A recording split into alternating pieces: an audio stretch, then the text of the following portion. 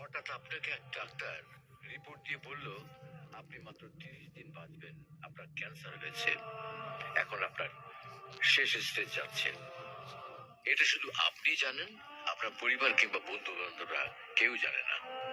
এখন এই রিপোর্ট পাওয়ার পরে আপনি বাসায় গেলেন, প্রতিদিনের মতো আজকেও আপনার বাবা আপনাকে বকাঝকা শুরু করলো, তোকে দিয়ে কিচ্ছু হবে না, সারাদিন কোথায় থাকিস তুই, অগাধের ছেলে, ইত্যাদি ইত্যাদি। এই মধ্যবিত্ত ব্যাপার যেমন হয় আর কি। তখন কি প্রতিদিনের মতো আজও আপনি তর্ক করা শুরু করবেন, নাকি প্রাণ ভরে বাবার বকাগুলো শেষবারের মতো আরেকবার শুনে নেবেন? হঠাৎ আপনার মা এসে আপনাকে বলল, নে বাবা, ভাতটা খেয়ে নে।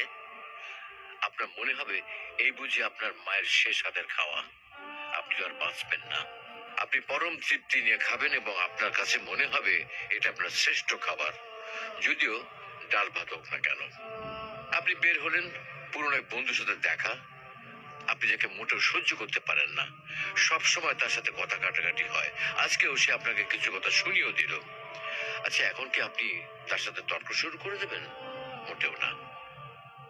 আপনি হয়তো তাকে জড়িয়ে ধরবেন এবং বলবেন, দোস্ত, ভালো থাকিস। আচ্ছা জানেন, আমরা এখন মৃত্যুর কথা ভাবতেই চাই না, এ থেকে আমরা পালিয়ে বেড়াতে চাই।